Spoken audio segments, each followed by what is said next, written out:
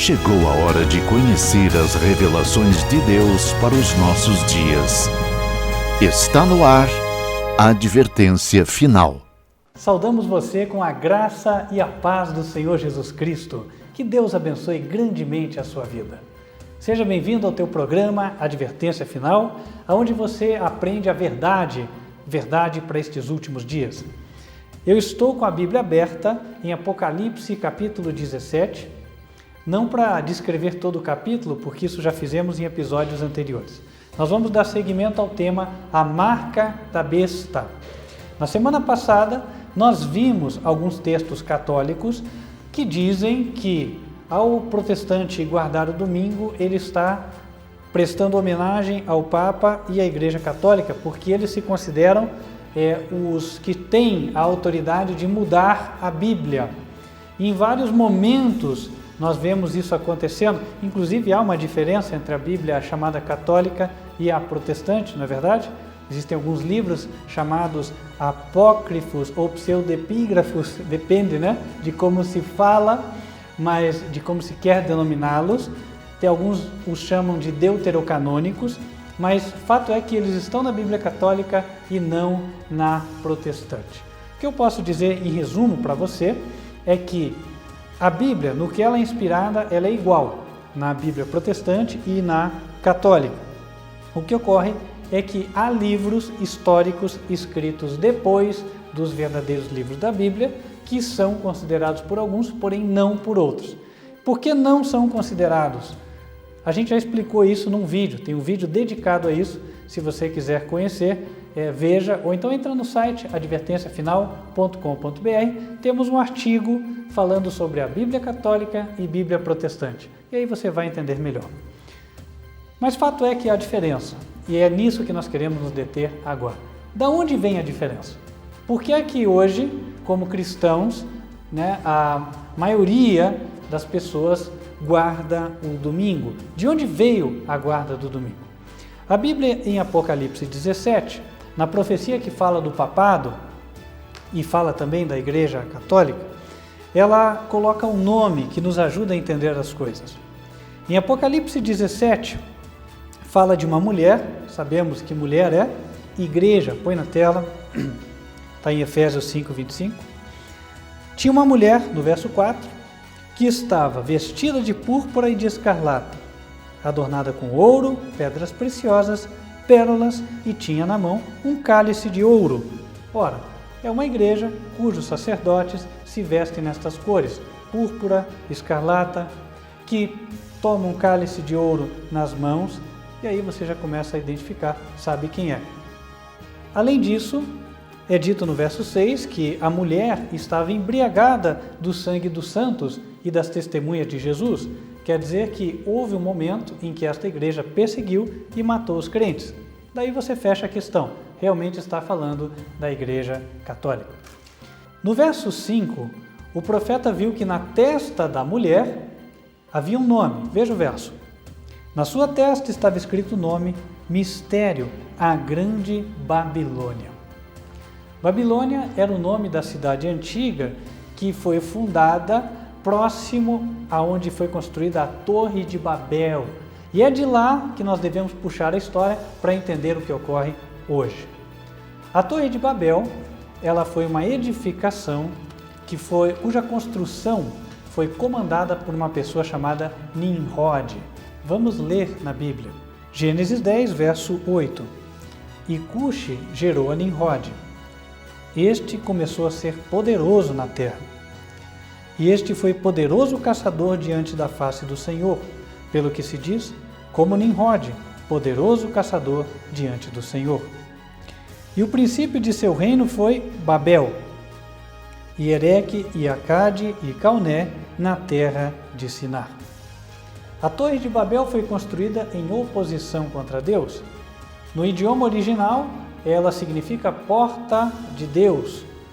A ideia de Nimrod era subir até o céu por meio desta torre e, caso Deus desejasse mandar um novo dilúvio, que então eles pudessem vingar a Deus a morte dos antediluvianos. Aí você vê o grau de rebeldia. Inclusive o nome Nimrod significa rebelde ou ele se rebelou. Nós sabemos da história, Deus acabou destruindo aquela torre, mas as pessoas veneravam Nimrod. Nimrod era tão rebelde que casou-se com a própria mãe e com ela teve um filho, Tamuz. Dali foram 3 pessoas que eram veneradas, o pai, a mãe e o filho. Foi daí que surgiu a Trindade pagã. Pela primeira vez, o conceito Trindade apareceu. Dedicaram um dia da semana consagrado à adoração de Nimrod, porque Nimrod morreu e disseram, uma lenda, claro, que o espírito dele subiu e foi se tornando ou se transformou no deus Sol. A partir daí, dedicou-se o primeiro dia da semana, do mês e do ano para a adoração ao deus Sol. Quando o reino de Babilônia foi instituído, a religião de Babel continuou. Por quê? Lembre-se que Deus destruiu a Torre de Babel e confundiu as línguas.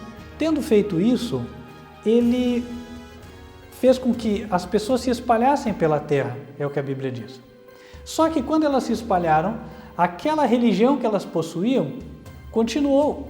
Todas veneravam Nimrod, a sua mãe Semíramis e Tamuz, que era o filho de Nimrod com Semíramis. E aí você vê entre os povos pagãos, praticamente em todos eles, o culto a uma trindade. E também você vê o culto a Deus a Mãe com o Filho menino, chamado de Deus Redentor. Isso acontece também nas mitologias, mitologia grega, também na religião romana, na persa, na babilônica e assim por diante. Na egípcia, posso dizer, né? Você também tem o conceito trindade e assim por diante. É sempre a mesma estrutura religiosa. Inclusive os monumentos de adoração são as pirâmides. Por quê? Todos têm um ancestral comum, que é a adoração a Nimrod em Babel. O primeiro dia da semana era chamado Dia do Senhor Deus, o Sol. A palavra domingo vem do latim dominus, que significa exatamente isso, Dia do Senhor Deus, o Sol. Os romanos adoravam a trindade pagã e adoravam o Sol. Ora, quando é que o domingo, então, ganhou entrada no cristianismo?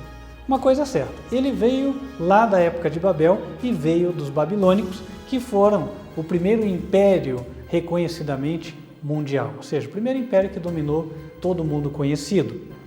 E a religião veio até a época do Império Romano e do imperador Constantino.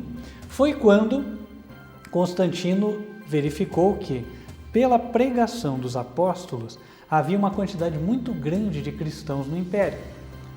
Então, ele quis satisfazer os cristãos como uma medida política de unificação do império. Foi quando ele disse aos cristãos que, se o apoiassem na sua campanha contra Maximiliano, ele se tornaria cristão. E ele aparentemente cumpriu a sua promessa. Só que, para agradar os pagãos, ele começou a trabalhar para que se colocassem elementos da religião pagã dentro da religião cristã. Lembre-se que os judeus, eles guardavam qual dia? Sábado. Isso todos sabem. E os cristãos, os apóstolos, também seguiram guardando o sábado, assim como Jesus que ia na sinagoga aos sábados, etc. Mas chegou o ano 321, quando Constantino, para agradar os pagãos e unificar o império, ele decretou o seguinte: que todos adorem ao venerável dia do Sol. A partir daí, gradativamente, por influência política e voto da igreja na época, o domingo foi se consolidando no cristianismo. E também outras práticas, como posso citar adoração de imagens, etc. Outras também que ocorreram. O cristianismo foi declarado religião oficial do império, razão pela qual a igreja passou-se a chamar Igreja Católica, que quer dizer universal. Apostólica, porque o cristianismo vinha dos apóstolos, e romana, porque era a igreja oficial do império. Daí você vê Igreja Católica Apostólica Romana. E você tem também a origem da guarda do domingo no seio cristão. E aí você tem elementos para considerar. Será que a tradição é válida hoje? Ou devemos buscar algo mais? Temos que parar por aqui, acabou o tempo. mas nós vamos voltar semana que vem com um tema maravilhoso para você. Deus te abençoe. Até lá.